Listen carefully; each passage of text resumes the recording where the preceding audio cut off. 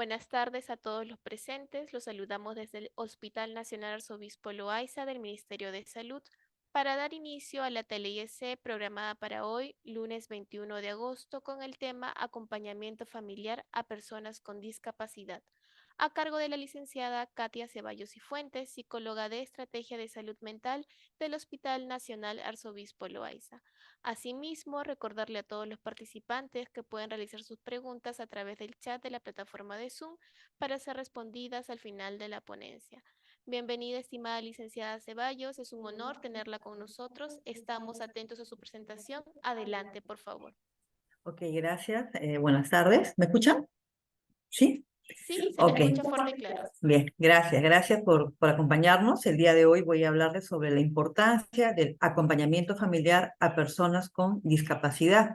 Y es un tema que creo que estaba pendiente porque aquí en el hospital pues atendemos a personas con discapacidad y es importante todo el proceso y toda la ayuda que puedan recibir por parte de la familia. Entonces, a medida que vamos hablando sobre este tema, vamos a tratar, ¿no?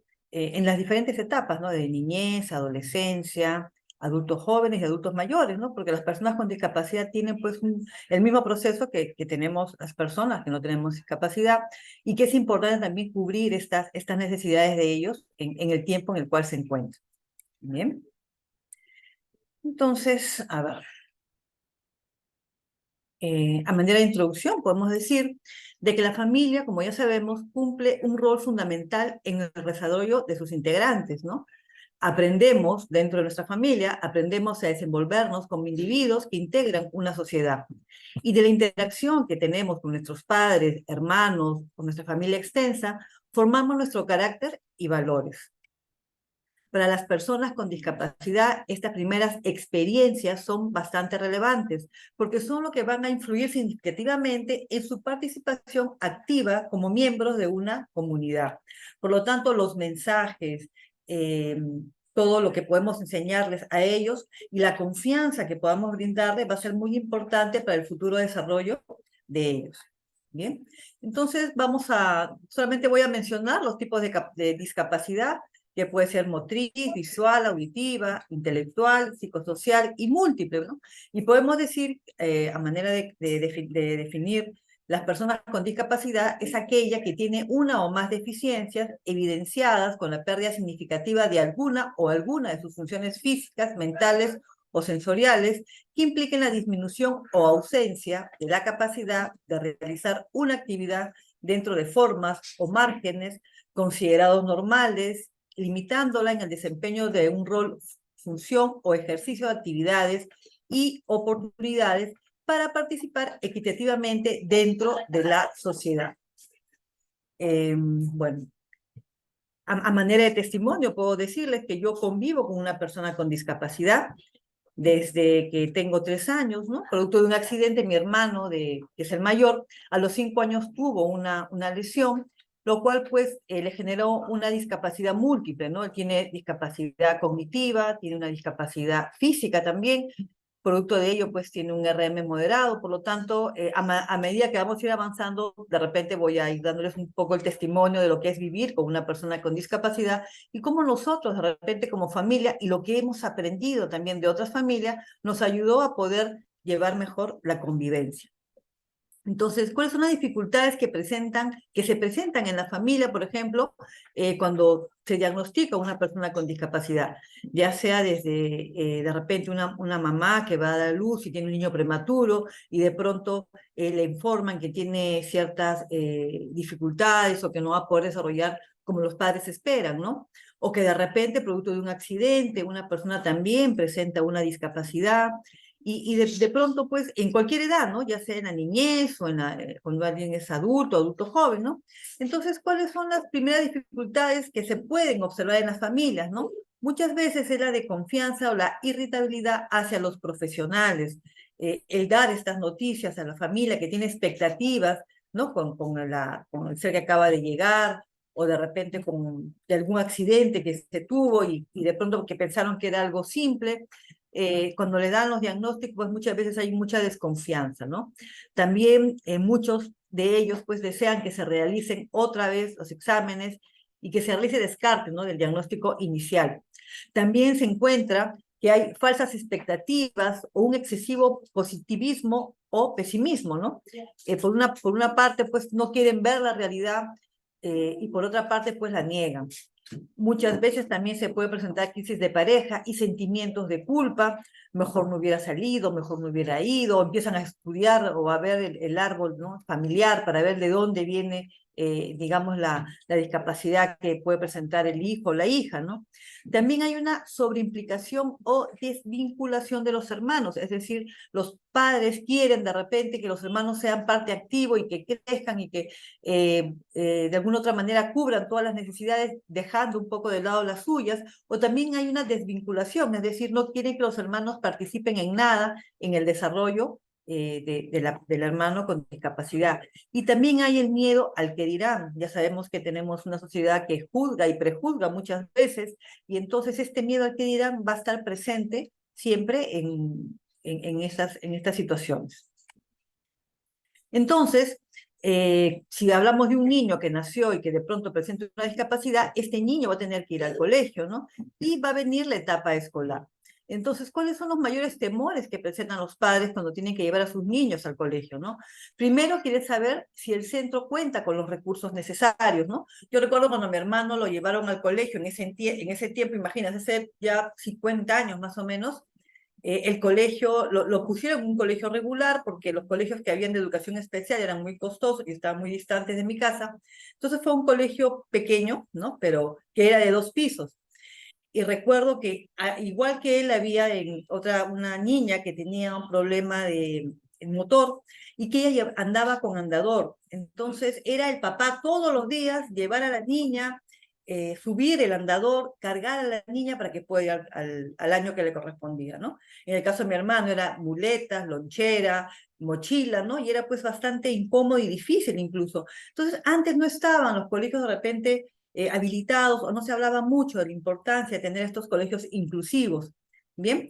Y era importante ver cada vez que van a ir a llevar a un niño, que van a matricular a un niño en un colegio, pues ver si este centro cuenta con los recursos necesarios, ¿no? También desconocen muchas veces los padres las opciones y los derechos que pueden tener también sus niños. El dilema también respecto al centro escolar, ¿no? ¿Cómo será? Si será bien recibido, si la profesora está capacitada en poder atender a los niños con ciertas discapacidades, ¿no? Y también los padres están sometidos a fuerte estrés por las dudas, ¿no? ¿Lo estaremos haciendo bien? ¿Será la mejor opción? ¿Y cómo será la relación con los compañeros? ¿No? Es el temor que muchas veces los padres tienen si es que el niño va a ser aceptado por los compañeros o si lo van a integrar, ¿no? Igual, digamos, los ambientes o las aulas inclusivas, pues ahora que se están promoviendo y se están desarrollando, de repente es un poco más asequible. Entonces, pero igual aún estas dudas están en los padres, ¿no? Porque igual van a ver a sus niños que se esfuerzan por hacer las cosas, pero que de repente el rendimiento no va a ser igual que los demás compañeros, ¿no? En caso el niño tenga alguna discapacidad cognitiva. Luego viene también la etapa de la adolescencia, ¿no? Recuerden que a los padres, pues que los niños que van creciendo y que igual van aprendiendo, muchos de ellos tienen una sobreprotección extrema, ¿no? Les cuesta dejar, por ejemplo, a la persona con discapacidad que experimente, ¿no? Muchas veces hay una negación a la independencia, ¿no? Yo recuerdo a mi hermano, por ejemplo, cuando él estaba en la adolescencia, él quería ir a reuniones, quería salir a fiestas, y mamá tenía mucho miedo de dejarlo salir, ¿no? Es más, recuerdo una vez que su grupo de amigos, los pocos amigos que tenía, iban de campamento y él quería ir, ¿no? Y era pues una lucha constante entre que vaya, que no vaya, cómo va a ir, y si se cae, si se golpea, ¿no? Era siempre la preocupación que había, y sí, efectivamente, había una sobreprotección extrema por parte de ella, ¿no? Felizmente, pues, tuvo el asesoramiento de un centro en el cual, pues, le brindaron ayuda psicológica y de psiquiatría también, y eso ayudó mucho a que mi mamá, ¿no?, de alguna otra manera le diera un poco de libertad para que pueda desarrollar algunas actividades. También encontramos muchas veces en esta etapa, recuerden que el adolescente de por sí, ¿no?, adolece de algunas perturbaciones emocionales. En el caso de las personas con discapacidad también las tienen, y de repente en el caso de ellos algunas veces pueden ser más intensas, ¿no? Hay sentimientos de frustración, cansancio por parte de los padres, porque igual se llegan a cansar, y llega un momento en que dice, ya tiramos la toalla y dejamos todo y que vamos a ver cómo continúa, ¿no? Pero siempre es bueno pues buscar el apoyo y la ayuda necesaria.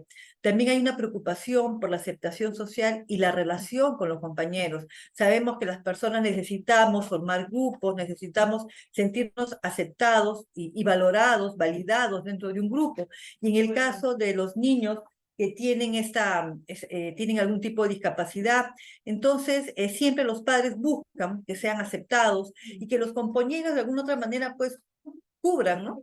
Yo recuerdo cuando estaba en la época, pues, en que con mi hermano nos llevamos 3 años más o menos, cuando era la época de fiestas, ¿no? Que uno empieza a salir, mi papá me decía, no, llévalo a tu hermano, porque él es, tiene algunas cositas nada más que se le notan, y bueno, él no veía en ese entonces la realidad, pero era bastante notorio, ¿no? Y más que mi miedo, era mi tristeza de repente de ver que cuando él se acercaba a sacar a bailar a las chicas, pues, ninguna quería bailar con él, ¿no? Por lo tanto, a partir de ahí yo fui la pareja oficial de mi hermano cada vez que íbamos a las reuniones, ¿no? Pero igual, ¿no? Es una preocupación. Y él también se incomodaba porque se daba cuenta, pues, que no recibía la misma aceptación.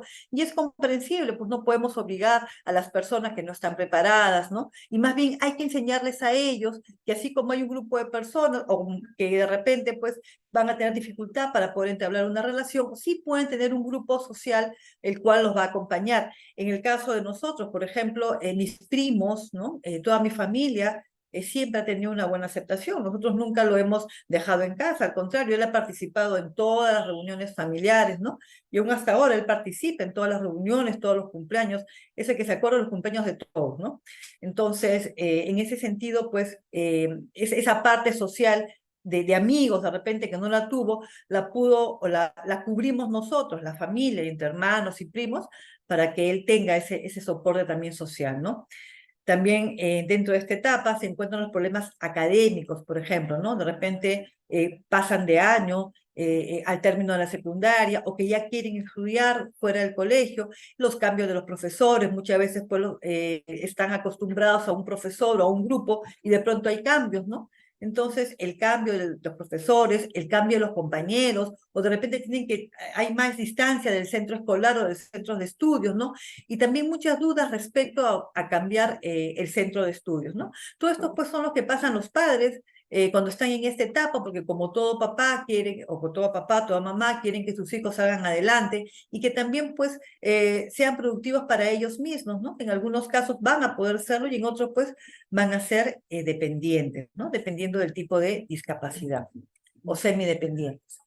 Y también estas personas, conforme van avanzando en años, también pues llegan a ser adultas, ¿no? Mi hermano ya tiene 56 años y él, como les decía, aparte que tiene, por ejemplo, una discapacidad física, cognitiva, él tiene un problema de memoria inmediata, ¿no? Yo puedo ir hoy día y decirle que has tomado desayuno y me dice, comió pan, ¿no? Pero de ahí no avanza, porque no tiene se olvida fácilmente, ¿no? Entonces, en el caso de él, pues hay que siempre dejarle las indicaciones, pero aún así tiene pues también enfermedades, también se puede enfermar, también se puede, necesita también de otro tipo de cuidados, ¿no? Y en esta etapa en la cual pues en algunas personas van a tener opciones laborales y también podemos encontrar cuál sería la más apropiada. En el caso de mi hermano, él no puede trabajar, pero de repente del grupo con el cual él participaba, cuando iba pues al centro de rehabilitación, cuando mi mamá lo llevaba, algunos chicos o algunos pacientes tenían solamente discapacidad física y no discapacidad cognitiva, y en el caso de ellos sí pudieron encontrar un trabajo. ¿Okay? Y de repente en esta etapa es saber cuál va a ser la más apropiada para ellos. También se puede observar, por ejemplo, que puede haber una posible frustración familiar, ¿no? De repente me contaba una señora que tiene un niño que tiene una discapacidad auditiva y que con mucho esfuerzo nació digamos, sin orejas externas. Entonces, en el caso de él, pues tiene dificultad para poder escuchar y usa unos audífonos que has tenido que hacer pues bastante esfuerzo para poder adquirirlos porque son unos audífonos especiales porque necesitan la parte del oído para poder enganchar y en el caso de él no tiene, entonces ha sido muy complicado para ella, pero logró, ¿no? Aún así, con todo eso, el chico logró estudiar en Senati, me parece, ¿no? Pero el problema es ahora quién lo puede contratar, ¿no? Esa es un poco la frustración que también se tiene, ¿no? Entonces, por más que uno se esfuerza por lograr que las personas, nuestros seres queridos, vayan avanzando, pues siempre hay un poco de frustración al ver que de repente no se logra como uno espera, ¿no? También asumir las necesidades de las personas con discapacidad, ¿no? Entonces, igual hay enfermedad, igual se enferman, tienen pues de repente complicaciones que tienen que ser atendidas y que requieren de atención. Bien, preocupación por el apoyo y la disponibilidad. Es importante que en esta etapa, por ejemplo, porque igual ellos van avanzando en años, igual pues necesitan siempre un apoyo. Por ejemplo, a mi hermano, yo cuando lo quiero llevar a un centro comercial, no puede subir las escaleras eléctricas porque él se agarra a la baranda se mueve y él se puede caer. Entonces tengo que ver primero de ahí escaleras para poder subir por las escaleras y cuando bajamos con las cosas, bajar por el ascensor. Bueno, eso lo tengo yo porque tengo paciencia, pero de repente mi hermano no tiene tanta paciencia y él ve las cosas más prácticas y simplemente evita ir a esos sitios, ¿no? Pero él también quiere conocer, quiere salir y hay que darle pues digamos, esas facilidades, ¿no? Con mi mamá cuando estaba con nosotros lo hacíamos y ahora que no está, pues alguien tiene que asumirlo. Por eso siempre es la preocupación del apoyo que quién va a ser, quién va a seguir, digamos, en esta etapa, ¿no? También la preocupación por la relación con los hermanos, ¿no? Y la aceptación de otros integrantes de la familia y cómo afrontar la reestructuración familiar. Yo cuando estaba de enamorada, de novia, pues el problema era de mi mamá que me decía que si es que la familia de mi esposo iba a preguntar o que se iba a incomodar por estar con mi hermano, ¿no? Siempre son los temores de los padres que puedan sentir, los demás puedan tener, digamos, sentir rechazo, ¿no? Bueno, yo ya antes de casarme puse las cosas en claro, ¿no? Y de alguna otra manera tengo también el apoyo de ellos, y tanto de mi esposo y la familia de ellos también respecto a mi hermano, ¿no? De repente, en algunos casos, hay personas que han, digamos, terminado relaciones, ¿no? Y sí, me ha pasado por ese tipo de inconvenientes, ¿no? Muy lamentable, muy triste, pero bueno, es una realidad. Entonces, ¿cómo podríamos afrontar, no? Cuando nació mi hijo, él sabe que tiene el tío, que tiene, pues, tiene un problema y que de repente va a requerir el apoyo de todos nosotros. Entonces, en esta etapa también, y lo más importante es que ellos igual se dan cuenta, ¿no? Ellos pueden sentir quienes lo aprecian, quienes los valoran, quienes los rechazan, ¿no? Entonces, no hay que olvidar eso, ¿no? La parte emocional, la parte afectiva, que también es muy importante, ¿no? Si para nosotros, cuando sentimos un rechazo, nos sentimos incómodos, si nos encontramos con alguien y de repente sentimos esa mirada acusadora o esa mirada de, digamos, de que nos está reprochando por algo, o que simplemente no nos miran y no nos saludan y nos ignoran, nos incomoda y muchas veces nos puede doler. Imagínese una persona con discapacidad que no tiene esta capacidad, entre comillas, de poder afrontarla de la mejor manera, ¿no? Por ejemplo, mi hermano cuando llora, él es muy intenso, ¿no? Cuando llora, llora con todo, llora con las manos, llora con, bueno, con la cabeza, ¿no? Se aturde mucho, entonces hay que cuidar mucho también esta etapa, ¿no? Cuando está triste o cuando está alegre, ¿no? Entonces hay que tener en cuenta esto y si queremos ser inclusivos debemos de pensar también en las personas que están a nuestro alrededor, ¿bien? Aquellos que tienen personas o que han convivido con personas con una discapacidad lo van a sentir de alguna manera más intensa de repente. Aquellas personas que no tienen ningún familiar que tenga alguna discapacidad que requiera atención o que requiera cuidados, digamos, adicionales, pues hay que ser un poco más sensibles, ¿no? Y también tener en cuenta que también son personas que requieren de nuestra atención y de nuestro aprecio y de nuestra disponibilidad también. Y también las personas con discapacidad van a ser adultos mayores, ¿no? Entonces, la gran pregunta o la gran incertidumbre que pueden tener estas personas es, o la familia, ¿no? ¿Cómo, dónde y con quién vivirán las personas con discapacidad, ¿no? Mi mamá, su gran preocupación era cómo va a ser la vida de mi hermano, quién nos va a cuidar, cómo va a ser en el futuro, ¿no? Esa era su gran preocupación y ella se encargó mucho de prepararlo y de enseñarle muchas cosas, ¿no? Como por ejemplo, servirse el desayuno, servirse la comida, ¿no? Cosas como utilizar el microondas, por ejemplo, ¿no? Entonces esas cosas de alguna otra manera le permiten cierta independencia porque él ya ve su comida, ve sus cosas, ¿no? Pero esa era la preocupación de mi mamá, por ejemplo, ¿no? ¿Cómo y quién lo iba a cuidar? ¿No? Recuerden que el envejecimiento, los integrantes de la familia y sus consecuencias en el cuidado y responsabilidades diarias, ¿no? ¿Quién va a hacerse cargo de él, ¿no? Eh, Igual las personas que estamos alrededor de ellos, pues también vamos avanzando en años y también tenemos pues nuestras dolencias propias de la edad y también tenemos que cuidarnos, pero aún así tenemos que añadir el cuidado de las personas que estamos, que están con nosotros, ¿no? También hay la propia incapacidad funcional, por ejemplo, al dejar de realizar actividades que venían desarrollando. Mi mamá, por problemas de salud, pues antes de fallecer, tuvo 2 años que estaba en cama y ella se sentía muy mal de no poder atenderlo, por ejemplo. Entonces era como que era atender a ella, atender a mi hermano, porque él también veía que mi mamá no podía, pues, y fue pues 2 años bastante complicados, ¿no? Pero aún así tuvimos que buscar ayuda, tuvimos que buscar apoyo, porque es importante, ¿no? Darles la seguridad. Para una persona con discapacidad, lo más importante es no sentirse solo, por ejemplo.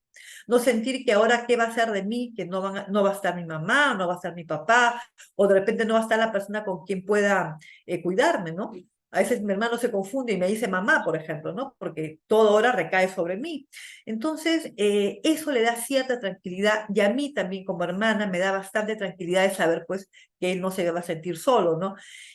Piensen en las personas que no pueden tener o que de repente de pronto se quedaron solas y que no tienen, pues, quien las pueda cuidar, ¿no? Es bastante triste para ellos sentirse solos, ¿no? Tener que hacer cosas solo y no tener un apoyo que nos ayude, que nos acompañe, ¿no? Que le explique las cosas, ¿no? Porque si alguien tiene una discapacidad cognitiva, pues explicarle es difícil, porque de repente cuando ellos también nos quieren dar su punto de vista va a ser complicado entenderlos, ¿no? Y siempre es importante que haya alguien que pueda apoyarlos y que pueda acompañarlos en los procesos que tengan que realizar.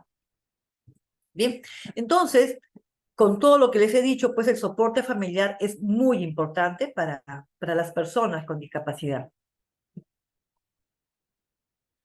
Y la pregunta es, ¿cómo pueden ayudar los padres a los hijos o a las hijas con discapacidad auditiva, con discapacidad física, con discapacidad cognitiva, con discapacidad sensorial, etcétera, ¿no? Entonces, ¿cómo podrían los padres apoyarlos, ¿no? Y más aún, ¿no? También los papás, la familia, ¿no? Que también forman parte del contexto, ¿no? Entonces, como sabemos, dentro de las familias hay lo que es la diversidad e inclusión, ¿no?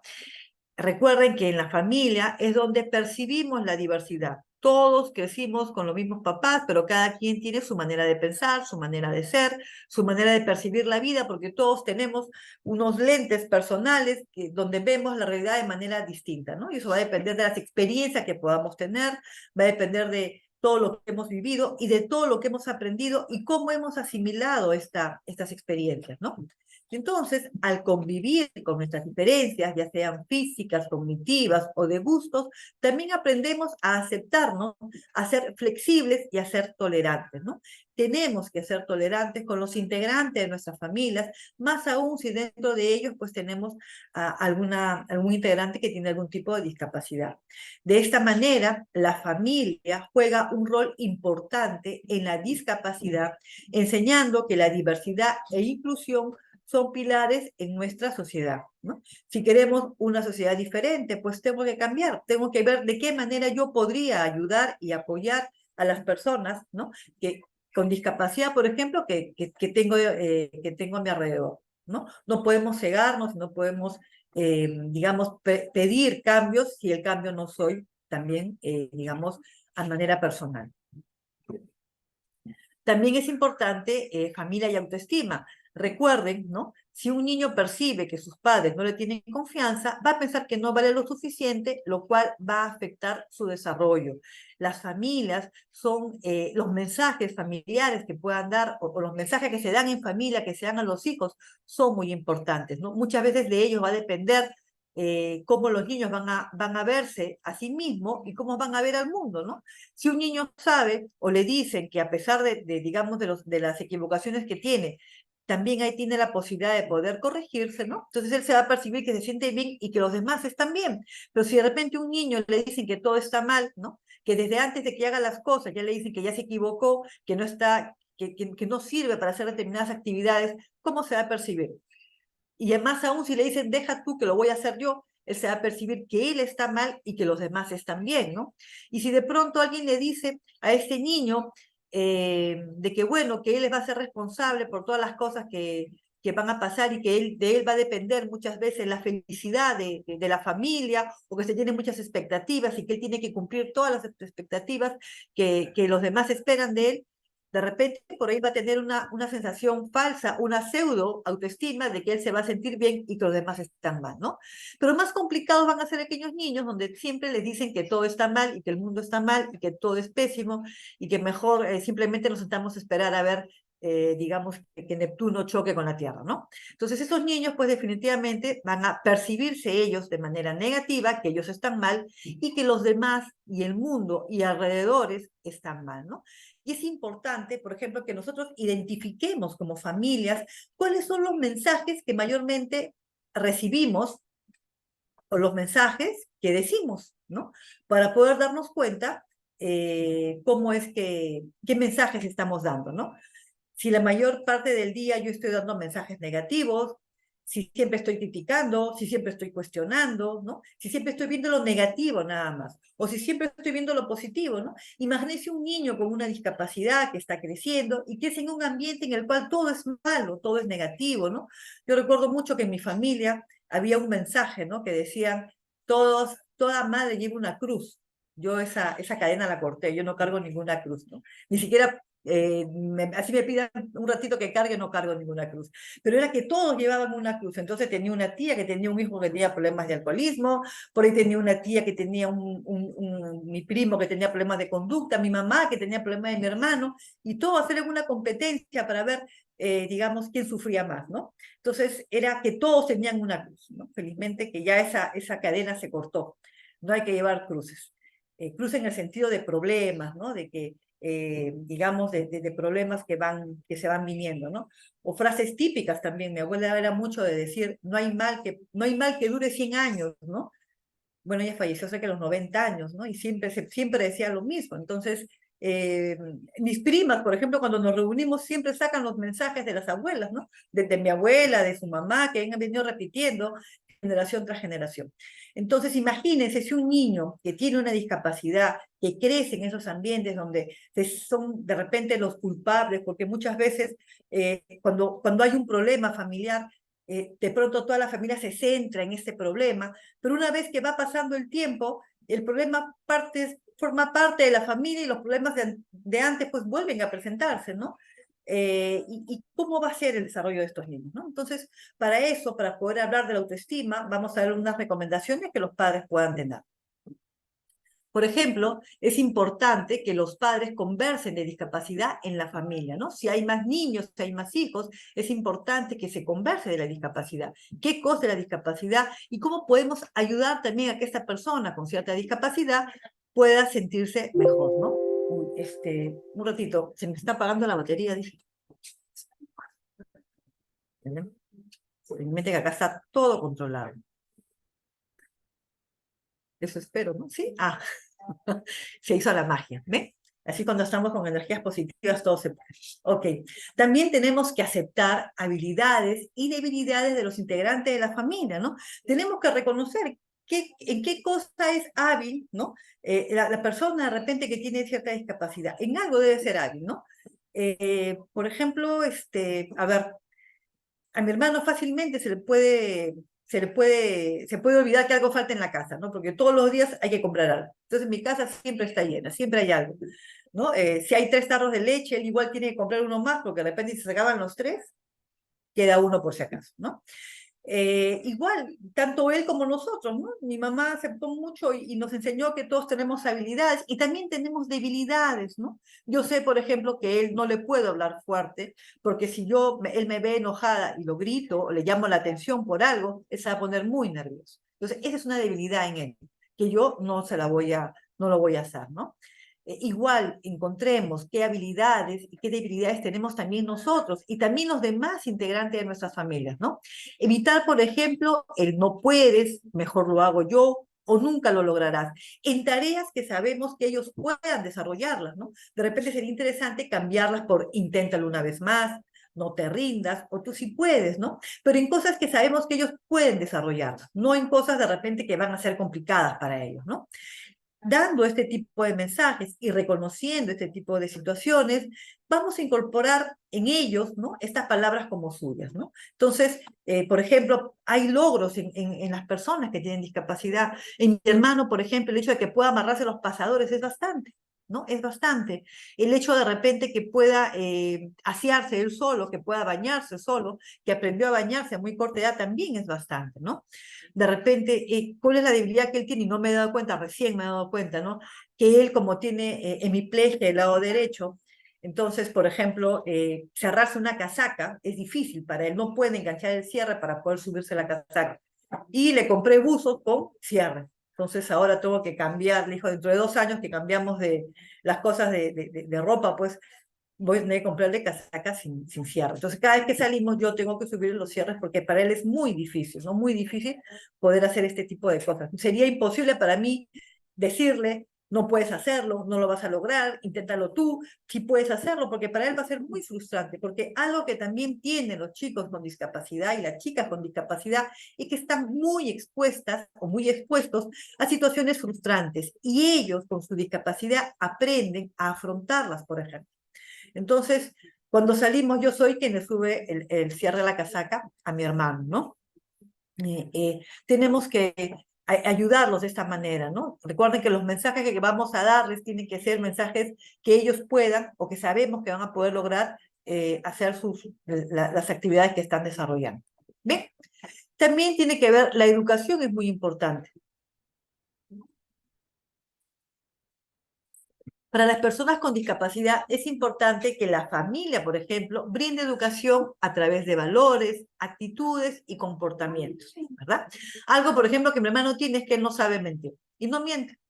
No miente, difícilmente él miente, o sea, no, es imposible que mienta, ¿no? Eso lo aprendió muy bien y eso es algo que también lo estamos desarrollando nosotros, ¿no? A veces yo le doy dinero porque tiene que comprar algunas cosas, le digo, ¿cuánto has gastado, no? Y de pronto me sale con una suma y digo, pero ¿tanto has gastado? Y me queda mirando y me dice, es que me compré una gaseosa. Entonces, no mienten, ¿no? Y aún así tenemos que enseñarles, ¿no? Los valores, también los comportamientos, cómo debe de comportarse. A veces me dice, mi papá la vez pasada se enojó y gritó, yo también lo grité, y después me di cuenta que lo estaba gritando, y después pensé, ¿qué iba a pensar la gente si escucha que yo lo grito, ¿no? Entonces, por ejemplo, ¿no? En ese tipo de cosas, y enseñarles, ¿no? Entonces, evita gritar a mi papá tiene 86 años, ¿no? Entonces, tú eres más joven que él. Y, en fin, no son cosas que tenemos que ir enseñando en el día a día, porque con las personas con discapacidad siempre hay un aprendizaje nuevo. Así como nosotros decimos, siempre hay algo que aprender, ellos también pueden aprender, ¿no? Recuerden que nuestra familia nos enseña a comunicarnos y tomar decisiones. Y esto con la finalidad de que nosotros seamos autónomos, evitando la sobreprotección y reforzando los intereses de cada uno, ¿no? Entonces, eso es lo que también tenemos que enseñarle nosotros a nuestros familiares con discapacidad, ¿no? O las personas con discapacidad, a que ellos también pueden tomar decisiones que tienen que también, de alguna u otra manera, tratar de ser autónomos en las cosas que ellos pueden hacer, evitar la sobreprotección. Sabemos que vivimos en una situación bastante difícil, de mucho peligro, pero que es importante, digamos, que ellos también tomen sus decisiones y también reforzar el interés de cada uno. Por ejemplo, a él le gusta pintar, ¿no? Entonces, cada cierto tiempo tengo que comprar los plumones, dibujos, tiene algunos dibujos que ha realizado y que me ha dicho que por favor se los ponga en un cuadro porque quiere ponerlos en la sala, ¿no? Y habrá que ponerle pues sus dibujos en la sala, ¿no? Digo, de repente de acá unos 30 años, 50 años, ¿no? Imagínate, te vuelves famoso y nos genera ciertos ingresos, ¿no? No serías el primero ni el último, ¿no? Entonces está con la ilusión de que vamos a ser millonarios dentro de 50 años cuando alguien descubra sus dibujos. Bien, entonces tenemos que enseñar y tenemos que educar también con todos los valores, con todas las cosas que podemos ir avanzando. Bien. Y también la seguridad, pues la familia brinda seguridad a las personas con discapacidad y es muy importante que ellos se sientan seguros, ¿no? Nuestra familia nos proporciona esta seguridad física y psicológica para poder enfrentar situaciones externas o internas. ¿Quién no ha necesitado en un momento determinado algún apoyo extra, ¿no? Cuando uno tiene una dificultad y voltea y tiene a su familia, tiene a mamá, o papá, o tío, o amigo, vecino, o primo, o hijo, qué sé yo, que nos pueda ayudar a poder enfrentar esas situaciones externas e internas por las que todos pasamos. Más aún las personas con discapacidad tienen que enfrentarlas de repente igual que nosotros, pero elevado a la N potencia, por así decirlo, ¿no? Porque para ellos es más difícil, ¿no? Tomar una decisión. De pronto no saber, por ejemplo, y algunas veces en cosas básicas, ¿no? No saber qué ponerse, por ejemplo, ¿no? No saber cómo cambiarse, o no saber de repente qué comprar muchas veces, ¿no? Y eso pues hablando de manera superficial, ¿no? Pero de pronto también han pasado por situaciones muy difíciles, ¿no? Recuerden que ellos están muy expuestos al rechazo, a la crítica. Muchas veces las discapacidades no se ven, no se ven de manera externa, ¿no? Entonces, cuando alguien les dice algo y ellos no saben responder, muchas veces son criticados y cuestionados, y con eso ellos tienen que lidiar en el día a día, ¿no? Entonces, si expresamos, ¿no? Dentro de nuestras familias, con respeto a nuestras dificultades, ¿no? Hablar sin tabúes de discapacidad, creamos un ambiente emocionalmente positivo, donde expresamos con seguridad nuestras ideas y emociones frente a los demás, ¿no? Y ellos también, ¿no? Qué importante es que una persona con discapacidad pueda decir y pueda mencionar, tengo miedo, siento tristeza, ¿no? La vez pasada mi hermano me dice, ay, he estado viendo las fotos de mi mamá y me he puesto a llorar. Bueno, le digo, es parte de la vida y está bien que llores, ¿no? La vez pasada escuchaba en una película que decía, cuando algo se termina y nos genera tristeza y lloramos, es porque fue algo bueno, ¿no? Y que lamentablemente tenemos que dar pase a esto para que vengan otras situaciones también positivas y bonitas, ¿no? Y me he quedado con eso, ¿no? De que cuando alguien se entristece por algún recuerdo o alguien llora porque recuerdo, extraña a alguien, es porque la relación con esa persona fue muy buena, ¿no? Y eso he tratado de explicarle para que pueda entender, ¿no? Que si cada vez que se acuerda de mi mamá llora, está bien que llore porque fue una relación muy bonita y que después, ¿no? También se va a acordar de las cosas bonitas. Le digo, pero también acuérdate que hicimos tal cosa, acuérdate cuando fuimos a tal sitio, ¿no? Y como que sí se acuerda y va cambiando, ¿no? Recuerden que ellos también pues tienen esa manera de expresar las emociones muy intensas, ¿no? Entonces, también hay que hablar con ellos sobre la discapacidad. Él sabe su discapacidad, conoce que tiene ciertas limitaciones, sabe que tuvo un accidente y sabe que producto de ello pues tiene muchas cosas limitadas, pero también sabe que tiene respaldo de nosotros como familia para que pueda seguir y que no se va a sentir solo porque igual estamos nosotros, ¿no? Él vive en el primer piso, yo voy en el segundo piso de mi casa, ¿no? Y a veces por cuestiones, yo llego tarde a veces del trabajo, pero si hablamos pues durante el día 3, 4, 5 veces es poco, ¿no? Siempre me está llamando, siempre falta algo en mi casa, pues, ¿no? Entonces, siempre me llama para pedirme que falta algo, ¿no? O por último para decirme si mi papá ha salido, ¿no? Entonces, son cosas que van pasando y que es importante para ellos, ¿no? Esto de sentirse seguro. Bien, algo también que debemos de mencionar es que la familia tiene pues esta nutrición afectiva, ¿no? Recuerden que las relaciones forman parte de la importancia de la familia en las personas con discapacidad. Qué importante es que una persona que tiene algún tipo de discapacidad sienta que su familia forma parte de ellos y que es importante para ellos, ¿no? Al ser estas relaciones positivas, pues van a generar felicidad y éxito entre sus integrantes. Bien, el amor y el sentido de pertenencia nos hace sentir queridos, lo cual es necesario para lograr nuestra autorrealización, porque las personas con discapacidad dentro de sus limitaciones también tienen autorrealización, también pueden sentirse que son importantes, pueden sentirse que son queridos, hay que ver para ellos que es importante y que puedan cumplir también con sus expectativas, ¿no? En la medida de sus posibilidades, ¿no? Y esto del afecto, a veces de la mamá o de la familia o de los hermanos, que un abrazo, que compartir alguna situación importante, ¿no? Incluirlos dentro de las reuniones, que sean que formen parte de nuestros eventos también importantes, también para ellos es importante, ¿no? ¿Se imaginan cuánta alegría le podamos dar cuando los incluimos dentro de todas las actividades de la familia? Porque también forman parte de nuestra familia. ¿Bien?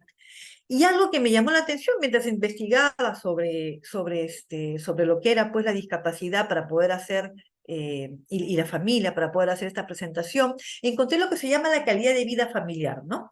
Entonces, la calidad de vida familiar es un estado dinámico de bienestar de la familia, ¿no? Definido de forma colectiva y valorado por sus miembros, en el que interactúan las necesidades a nivel individual y familiar. Entonces hay unas escalas que miden la calidad de vida familiar de familias que tienen algún integrante con alguna discapacidad.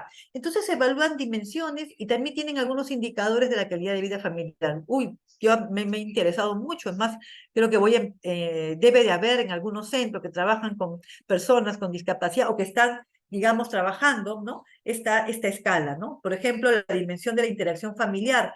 Esta escala mide qué tanto tiempo disfrutan el tiempo juntos, y expresan abiertamente unos con otros, resolver los problemas unidos, apoyarse unos con otros para alcanzar objetivos, demostrarse cariño y preocupación y hacer frente a los altibajos de la vida. También el papel de padres y madres, ¿no? Los miembros de la familia, por ejemplo, si es que ayudan a las personas con discapacidad a ser independientes, a llevar a cabo sus tareas y actividades, a llevarse bien con los demás, a tomar decisiones adecuadas. Si conocen a otras personas que forman parte de la vida del miembro con discapacidad, como amigos, amigas, profesores, y si tienen tiempo para preocuparse de las necesidades de las personas con discapacidad. Esta escala es del 0 al 5, me parece, donde le he leído muy rápido, pero tiene una puntuación, tiene unos baremos y nos va dando indicadores. Y qué importante es, por ejemplo, si esta escala se aplicara a las familias para ver en qué áreas necesitan mayores refuerzos, ¿no? También el bienestar emocional de la familia, ¿no? Si cuenta con el apoyo necesario para aliviar el estrés, porque, ojo, también la familia se desgasta, también hay un estrés, ¿no? También el ver de repente que uno se esfuerza y se esfuerza y que no se logra con el objetivo, pues es bastante complicado. Yo me acuerdo que mi mamá se sentaba con mi hermano y él era diestro y que tuvo que aprender a escribir con la izquierda, ¿no? Mi mamá le enseñó era de sentarse a escribirle, de repente también a caminar incluso, las operaciones que ha tenido y ha sido un desgaste constante, ¿no? Y eso pues es importante para ver si ella contaba con este alivio, ¿no? Del estrés para que le generaba todas estas situaciones, ¿no? Si tiene amigos o amigas o personas que le brinden su apoyo, ¿no? Lo bueno es que en este tipo de situaciones las familias se comparten, por ejemplo, logran formar vínculos afectivos con personas que también tienen las mismas problemáticas y se llaman y se apoyan y se manda mucha información, ¿no? Si disponen de algún tiempo extra para ellos, ¿no? Necesitan, pues, ¿no? Necesitan de alguna otra manera tener un tiempo de escape, por así decirlo, ¿no? Y se cuenta con ayuda externa para atender a las necesidades especiales de todos los miembros de la familia. Si bien es cierto, a veces tenemos o nos enfocamos solamente en la persona con discapacidad, también tenemos que ver las necesidades también de los otros miembros de la familia, ¿no? Yo me acuerdo mucho cuando mi mamá salía con mi hermano, pues ella salía con los soportes, ¿no? Que llevaba las cosas de él y yo al costado, pues y toda la atención era para él, ¿no? Tendría que sí, 6 años, 7 años, y yo caminaba con los ojos cerrados al costado de ella, ¿no? Y escuchaba que la gente decía, pobre mujer, mira, un hijo con discapacidad y la otra hija que no puede ver, ¿no? Y era pues, mi mamá me decía, pero abre los ojos porque la gente cree que también no puedes ver, ¿no? Eso pues fue el motivo de chiste después, ¿no? Pero digamos como que a veces de repente yo pude haber sentido que toda la atención era para él y que a veces relegamos a los otros integrantes, ¿no? Pero es importante que también cubramos todos. No sé cómo hacen las mamás realmente para poder cubrirlos, pero muchas de ellas lo hacen, ¿no? Lo hacen y tienen tiempo para cada uno de ellos, ¿no? El bienestar físico y material también, ¿no? También evalúa esta escala, por ejemplo, si la familia cuenta con medio de transporte, si recibe asistencia médica cuando la necesita, si puede hacerse cargo de los gastos, si se siente segura en casa, en el trabajo, en el barrio, y si está informada, ¿no? Y también mide apoyos relacionados con las personas de discapacidad, ¿no? Las personas con discapacidad tienen apoyo para progresar en un centro de trabajo o progresar en el hogar, hacer amigos o amigas, si la familia tiene buenas relaciones con los proveedores de servicios que trabajan con personas con discapacidad. Entonces, esta escala, verdad que es bastante completa, y sí me ha interesado, voy a investigar al respecto, y sí me gustaría de repente, de alguna otra manera, apoyar a las familias que tienen algún integrante con discapacidad, y ver de qué manera podrían reforzar alguna de las áreas, y bueno, y orientarlos, ¿no? Porque siempre es bueno, pues, una ayuda extra, ¿no? Y este es un libro, no sé si tendré tiempo, en todo caso lo pueden encontrar en YouTube, se llama Un día perfecto, que es de un niño que tiene parálisis cerebral, ¿no? No sé si tendremos tiempo, si no lo buscan ustedes, ¿sí? Bueno, por acá me dicen que sí, entonces vamos a pasar el video. Dura 5 minutos, a ver, sí, ¿no? Entonces, a ver, voy a pedir una ayuda extra, por favor. Primera pelea con la tecnología. Media nomás. El video es ese.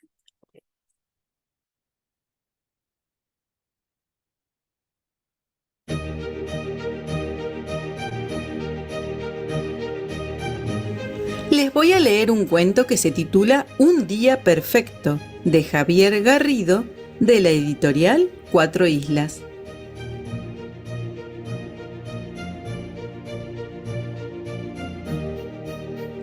Sonó el despertador. Cuando me desperté parecía que iba a ser otro día igual que ayer, igual al mes pasado, igual a todos los días del año pasado y de todos los otros años.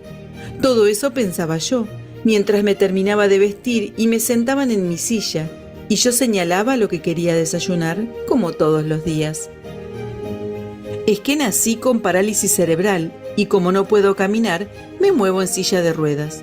Y como no puedo hablar, me comunico señalando unos dibujitos que se llaman pictogramas. Y fui a la escuela como todos los días, cruzamos las calles como pudimos y llegamos como siempre, por milagro. Cuando llegué al aula, todos se divertían contando lo que habían hecho el fin de semana. ¿Para qué hablan?, pensé, si siempre hacemos lo mismo. Pero no dije nada. Después hubo clase de historia, pero yo lo único que pensaba era que me gustaría comerme un pedazo de pasta frola. Mi aburrimiento era enorme, gigantesco, y en el momento en que me lamentaba que iba a ser todo el día así, de repente pasó algo distinto, algo que después se convertiría en increíble, mágico. Me cayó una gota de agua en la cabeza, una hermosa, fresca y sorprendente gota. Entonces miré para arriba y vi que había agua en el techo. Estaba por hacer el chiste de pedir un paraguas. Hago muchos chistes, pero me acordé que no tengo pictograma de paraguas en mi cuaderno y me quedé callado. Una de las profesoras dijo que se había roto un caño y había que mudarse con la clase de al lado. Y ahí pensé dos cosas. Lo primero que pensé es que tendrían que inventar una silla de ruedas inflable y flotadora para las inundaciones o para la pileta. Así no nos ahogamos. Y lo segundo que pensé es que si nos unían al grupo de al lado, iba a haber un embotellamiento de sillas. 15, todos juntos en una misma sala, pero después de algunas maniobras pudimos acomodarnos. Giré la cabeza para protestar, que me sentía apretado como una sardina en su lata, y entonces de repente ocurrió la magia. Ella. Al principio no la había visto, pero ella ya estaba al lado mío. Cuando la miré me sonrió y a mí se me paró el corazón.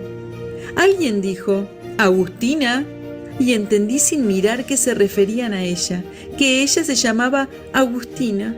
¡Qué hermoso nombre!, pensé. Agustina me saludó levantando la mano y con una sonrisa inolvidable. Y ahora a mí se me aceleró tanto el corazón que creo se me habría salido del cuerpo si no hubiera tenido puesto el arnés. No podía parar de moverme y de mirarla. Levanté la mano para saludarla y sin querer golpeé a Santiago, que estaba al lado mío, y ni me había dado cuenta. No sé qué me pasó, pero aunque quería decir un montón de cosas, lo único que hacía era sonreír y sonreír. La profe se dio cuenta y me acercó mi cuaderno para que me comunicara, pero yo movía el dedo de un lado para el otro y no podía detenerme en ningún pictograma. Nadie me podía entender, ni yo me entendía. Quizás quería decir que estaba nervioso, pero estaba tan nervioso que no pude decir nada. Agustina me vio medio descontrolado y pidió ayuda para tomarme la mano. Entonces sentí que se me derretía el corazón y me impresionó pensar que cuando moviera mi silla para huir, lo pisaría con las ruedas. Pero no me moví, me quedé quieto, congelado. No sé cuánto tiempo pasó, pero cuando dijeron que había terminado la clase, todavía estábamos de la mano. En el camino de regreso no me di cuenta de nada. No sé si cruzamos calles tranquilas o llenas de tránsito. Nada me dolía y todavía seguía sonriendo. Cuando llegué a casa, dibujé el pictograma de un corazón que no había encontrado en mi cuaderno y lo dibujé bien grande por si Agustina ve poco. Acaba de sonar el despertador. Casi no dormí nada. Hoy se lo muestro.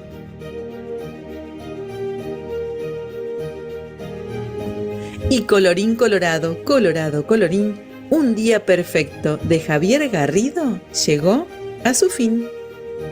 Dicen que el día perfecto está siempre acechando detrás de la rutina, que el instante menos pensado se puede convertir en el momento ideal, que uno no lo ve venir hasta que la magia ocurre y lo oscuro se hace brillante y mágico.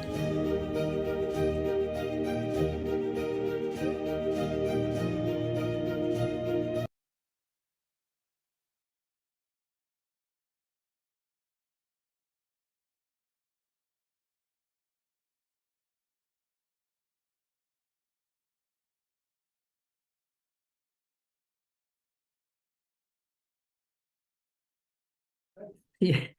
Ok, bien, entonces era un cuento que quería presentarles, ¿no? Es el día a día de un niño, por ejemplo, en el caso de él que tiene este problema de parálisis, ¿no? Y que cómo con pequeñas cosas podemos alegrarlo y de repente para que nosotros puede ser algo muy rutinario, para ellos puede ser perfecto, ¿ven? Y dicen que la rutina también genera cosas buenas, ¿verdad? Es lo que siente pues una persona que está atrapada dentro de sí, pero que de alguna otra manera tiene manera de comunicarse, ¿no? A través de todo lo que ha ido aprendiendo. Entonces, recuerden, ¿no? Ya depende de nosotros poder aliviarles, tranquilizarlos, calmarlos, darles todo el amor que podamos a nuestras personas que de alguna otra manera van a depender siempre de nosotros, ¿no? Y para finalizar también quería mencionarles esta serie, ¿no? Así somos. De verdad que es una serie que ha durado 6 años, 7 años me parece, y yo en 2 meses la he visto. Es bastante, muy real. Trata la vida de esta pareja, ¿no? Que se conocen y se casan y tienen tres hijos, Kevin, Kate y Randall. Pero Randall es adoptado porque cuando fue a dar a luz fallece el tercero y justo a él lo habían dejado, como que lo habían dejado en el hospital y ellos lo adoptan, ¿no? Narra la vida de familia, tanto de niños como de adolescentes y de adultos, ¿no? Y es bastante emotiva. Las 2 últimas temporadas es llanto asegurado, eso sí se los aseguro. Toda la semana pasada que la he visto, yo decía, estoy con un dolor de cabeza terrible, ¿qué pasaba? ¿Y qué pasaba? Pues que estaba con todo el llanto contenido, porque no puedo llorar muy libremente en casa, pero el día sábado que no hubo nadie, vi el último capítulo y sí, llanto garantizado, ¿no? Muy interesante. Por ejemplo, acá se ve lo que hemos estado viendo, ¿no? Ella tiene una obesidad premórbida, se casa, tiene un niño, bueno, los que me estaban viendo, me voy a adelantar un poco, lo siento, pero un poco para graficar, ¿no? Entonces, el niño nace, es un niño prematuro y cuando nace con una discapacidad visual que le van detectando en los controles, ¿no? Y eso genera un problema de pareja entre ellos, ¿no? Genera un problema de pareja tan así que terminan separándose, ¿no? Porque mientras que ella veía una oportunidad de irla enseñando, él, al no aceptar, ¿no? Al no aceptar esta discapacidad de su niño, le costaba mucho aceptar, empezó a alejarse más de la familia, ¿no? Empezaba a trabajar, y también es así que ella se lo hace notar, ¿no? Dice, tú no estás viéndolo, qué es lo que está pasando con nuestro hijo, tú estás negando la realidad, y él dice que sí, que le cuesta pensar que todas las ilusiones que se había hecho, de que con su niño iba a ver todas las series que le gustaban, no lo iba a poder hacer, era muy frustrante, ¿no? Entonces, poco a poco, pues, van aprendiendo, ¿no? A algunas cosas, pero como pareja, miren, lo que tenía que unirse terminó realmente separándolos, distanciándolos, ¿no? Es una serie muy bonita, toca aspectos muy importantes, hace pensar mucho, hace reflexionar muchas cosas, ¿no? Por ejemplo, ella ya de mayor le da el Alzheimer, entonces los hijos, por ejemplo, ¿no? Ella antes de que ya empiece a perder digamos, la memoria, le dice que ella, la hija, es la encargada de tomar decisiones por ella, ¿no? Entonces ella nota que los hermanos, cada quien se disparaba por su lado, querían tomar decisiones, pero que nadie hacía nada. Y ella le dice al hermano, a Randall, le dice, por ejemplo, agarra un peine y dice, peina a la mamá, ten contacto con ella, ¿no? Y hace pues lo que mucho tiempo no hacía, ¿no? Y el otro hermano le dice, toma la crema y échale crema en las manos a mamá para que estés en contacto con ella, ¿no? Y esa escena es muy bonita, es muy sensible y es bastante emotiva. Creo que yo le daría el Oscar a todos los actores de esta serie, es muy buena, ¿no? También se ve el caso, acá no está, es un personaje de una señora que comenta que tiene una hermana que está en silla de ruedas y que ella le dice a uno de la familia, del integrante de la familia, le comenta y le dice, mi hermana siempre se quejaba de dolores de cabeza, ¿no? Y yo decía que era mentira, que ella lo hacía por llamar la atención, pero que sin embargo, a los 27 años tuvo un derrame, ¿no? Y quedó postrada en una silla de ruedas. Y tanta era la culpa de ella, de no creerle a la hermana que estaba con este dolor que era real, que ella se dedica a cuidarla, ¿no? Hasta el día que fallece, por ejemplo, ¿no? Entonces, es toda una historia de cómo ella afronta también el problema de la hermana. Muy buena serie, se la recomiendo. Bueno, está en Amazon, aquellos que tengan esta plataforma, aprovechenla. Y si quieren, así como se ríen, también llorar, que también el llanto es una emoción que incomoda, pero que no tiene nada de malo, pues aprovechen. ¿Bien? Bueno, ve primero mi capacidad, no mi discapacidad. Bien, muchas gracias por la atención prestada, han sido ustedes muy amables. Será hasta otra próxima oportunidad. Muchísimas gracias y felicitaciones, licenciada. Su ponencia se ha desarrollado de forma clara. Por favor, ¿podría darnos alguna recomendación final?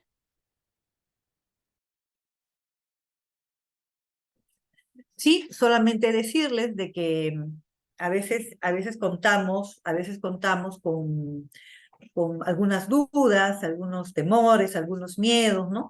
Cuando de pronto tenemos un paciente, un familiar con discapacidad, recuerden que para ellos es muy importante la actitud y el amor que podamos brindarles, ¿ok?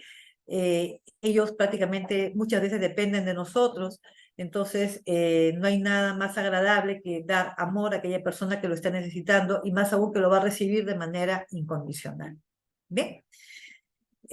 Por favor, si pueden, tienen la oportunidad de ayudar a alguien que tiene alguna discapacidad, háganlo, ¿no? Háganlo. Tenemos que marcar las diferencias, tenemos que ser personas con más emociones, más sentimientos, y tenemos que dar el ejemplo. No solamente criticar, sino también que dar el ejemplo. Bien, gracias, muchas gracias. Muchísimas gracias nuevamente y felicitarla por tan excelente ponencia, licenciada, y agradecer a todos por su participación e invitarlos a suscribirse en nuestro canal de YouTube.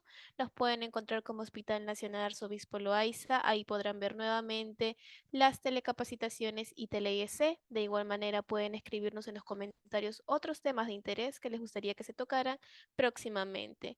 Y con nosotros sería hasta una próxima tele-IEC. Muchísimas gracias, licenciada.